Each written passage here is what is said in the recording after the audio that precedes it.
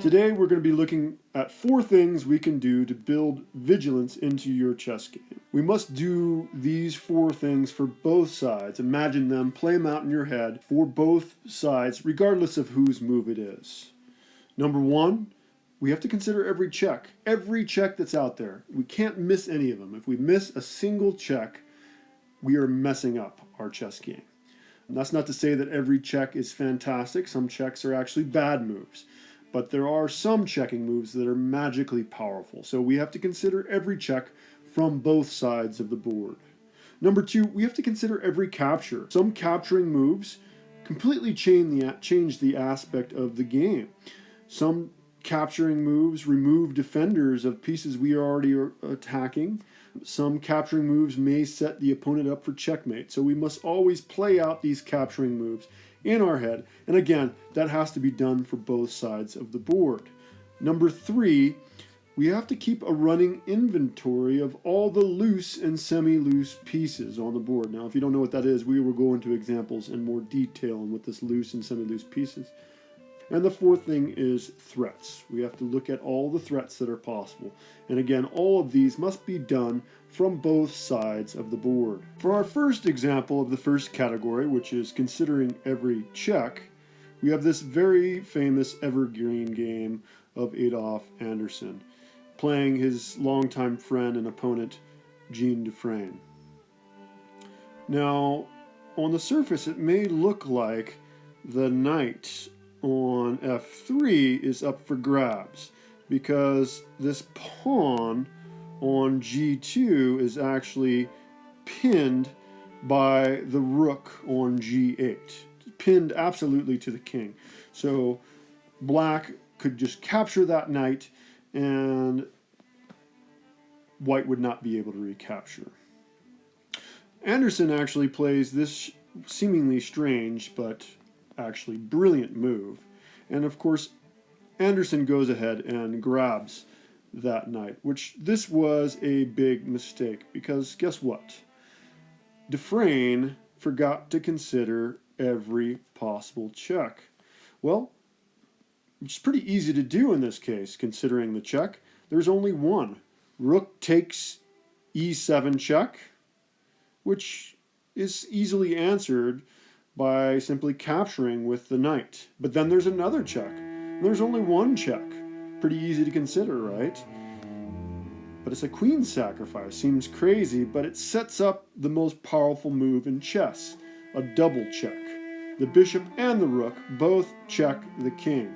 Anytime there's a double check, the king must move. There's no other way to get out of a double check. The king must move out of check, and he moves, and we see the next check.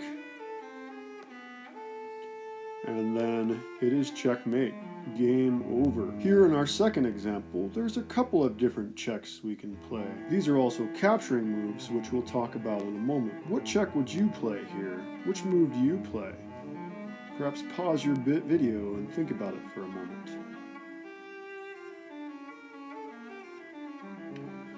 If you're back, did you count the checks? I do recommend counting the checks, like automatically just going through and counting how many checks there are. I believe there's 3 checks in this puzzle. You can definitely correct me if I'm wrong. We could play queen captures h7 check, which, the king can just capture us back, so it doesn't look all that great. We could play queen captures queen, and of course the knight would capture us. There's actually another check we could play. We could play rook captures knight. Now, there's a relationship between the 2 pieces that we can capture, a relationship between the knight and the queen. In fact, the knight is defending the queen. So if we take that knight with check, they are forced to recapture because they must get their king out of check, and then we can win the queen for free. And this is an easy win for white. Our last example for today, in considering every check, is another very famous game known as the game of the century between the legend Bobby Fischer and the master at the time, Donald Byrne. Now, Bobby Fischer was just 13 years old, I believe, when this game was played. He was very young, and nobody knew his name at this point besides maybe the chess club that he played at. He was, I believe, rated somewhere around 1700 prior to this game, but his game improved quite a bit over the next year. Now, in this game, it might seem fairly obvious with white to move, which was the master Donald Byrne, what he should do. The queen is hanging there. The bishop can just take the queen, which seems to make sense. But Bobby Fischer had something very deep in mind, and it had to do with setting himself up for a very powerful check. So he plays this, Bobby Fischer plays this seemingly strange move, and of course Donald Byrne goes ahead and grabs the queen.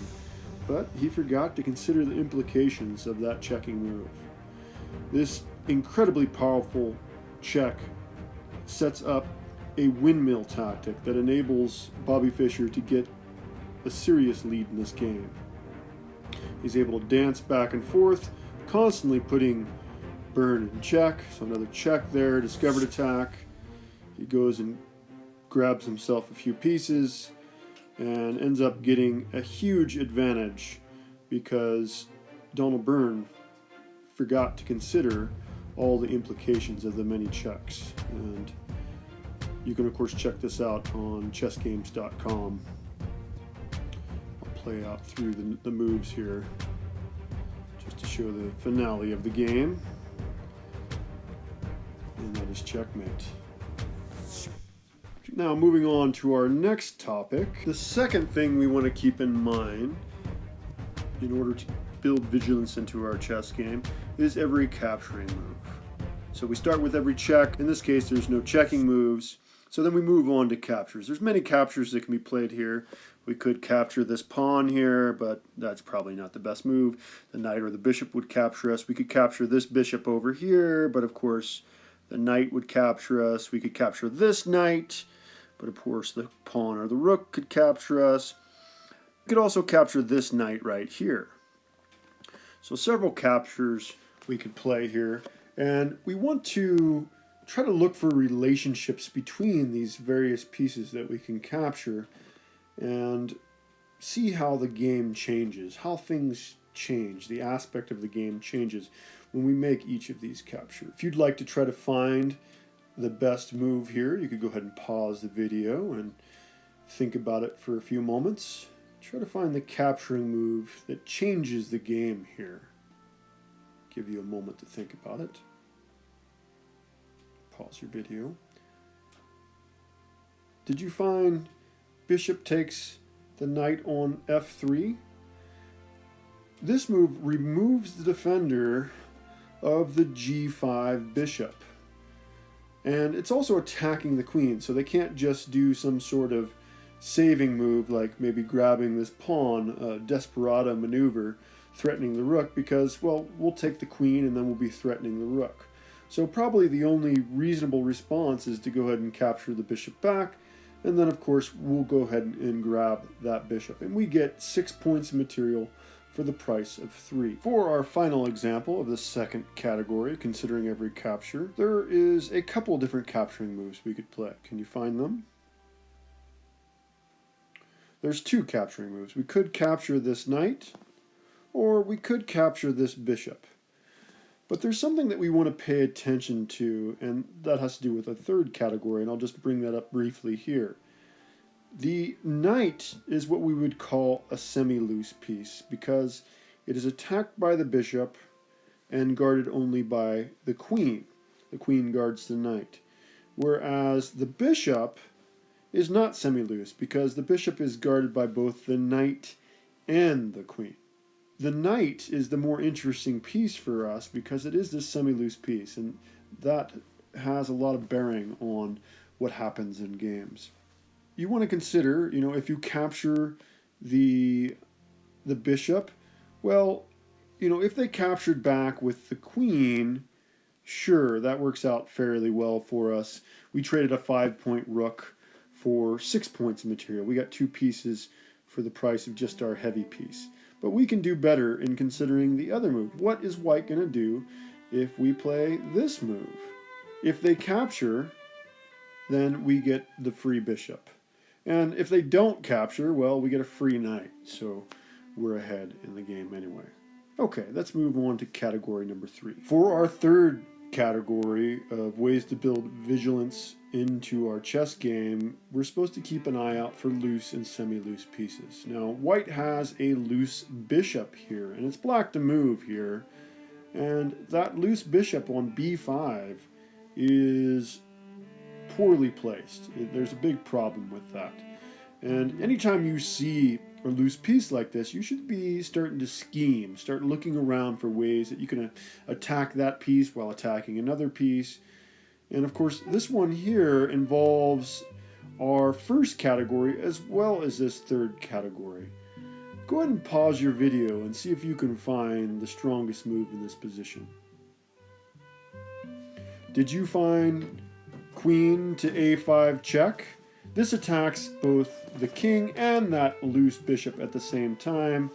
So they've got to defend somehow. Maybe they block with their bishop, and we get the other bishop for free. This second example looks pretty similar to the first example that we saw, except for this bishop on b5 is now a semi-loose piece. It's not loose because it's guarded by the queen on e2, but it is also attacked by our bishop, so it's semi-loose because it is attacked and defended the same number of times. Well, a semi-loose piece is really just as bad as a loose piece, and that's why we keep it in mind. So there is a way that we can take advantage of this semi-loose piece. Can you find the move? You can pause your video here, but I think you might find this one pretty quickly, being that it's so similar to the last one. Go ahead and pause now. Needed. Yeah, so we've got the bishop already attacking the bishop. The queen is defending, the white's queen is defending that bishop. That's why it's a semi-loose piece. It's attacked and defended the same number of times. If we can just get a second attacker, as we do here, with the checking move, now the bishop is, we can take that bishop after he gets out of check. Maybe he blocks with his bishop. You know, he's got the queen defending, but we can go ahead and take the bishop. If he takes us, then we can take back, and we got a bishop and a queen for the price of just the queen. Now, in this example, we are looking for a loose piece. There's a loose piece on the board, and we can actually combine this third idea, the loose and semi-loose pieces, with the fourth idea we're going to talk about in a moment, which is threats. We can actually make a serious threat here at the same time as attacking the loose piece. Can you find that loose piece? What move would you play here? You can pause your video if you need. But yeah, we can just play this move, knight to d5, attacking the queen and the undefended bishop. And of course, we'll go ahead and grab that undefended bishop with a free piece there. Can you find the loose piece in this example? Black has a loose piece, and that loose piece is vulnerable to attack. We have to keep an inventory of these loose pieces so that blunders like this won't happen to us. Go ahead and pause your video and see if you can find a way to win that loose piece. Did you find the knight on d5 as a loose piece? Nobody's guarding that knight. So if only we could find a way to attack that knight and something else at the same time, some way of getting at that knight. Well, queen to h5. We're supposed to consider every check, so hopefully for most of you, you found that almost immediately. And then we pick up that free knight. Alright, let's move on. Okay, so I just have two examples for this final category. The final category is threats. So we've got the four categories are, we've got checks. Going to consider checks number 1. 2 is captures. 3 is loose and semi-loose pieces, as we just saw. And this fourth category is threats. So in this position, it looks like there's a free pawn on b2. when considering whether or not we should take that piece, we've got to consider what white might do back. And if we take that pawn, it is actually deadly poison. There's a bunch of different things they might do to attack us. They could maybe play knight to a4.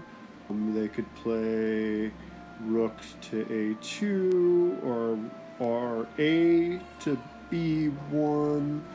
But if they play the deadly rook f to b1, the queen is lost. There's no way to save her. And so this is the kind of threat we've got to consider before making one of our moves. So we're considering making this move. We want to try to visualize what this would look like and then try to look at it from the other person's perspective. You've got a nasty queen down in your business and you need to get her out of there. That's just dangerous. She's going to cause all kinds of problems. So then look at ways that you can threaten that queen and make her get out of there. And so in this case, we would never want to make that move. That is a poison pawn. Our final example is full of pins and skewers. Playing for black, and well, it's our move, thankfully. If it was white's move, maybe he'd play something like knight to e7, checking us, getting his knight more centralized. He's got the rook lurking over there. Things could be pretty dangerous for us. So we're considering playing queen takes g8. You know, maybe that's not the best move, but we should consider it and think whether we want to do that. I wouldn't actually play this move. You want to try to visualize this in your mind. But would you believe that that's actually a bad move? What kind of threats could they play on us? It doesn't seem like there is all that much, but this is a tactically rich puzzle as far as pins and skewers are concerned. It's full of pins and skewers.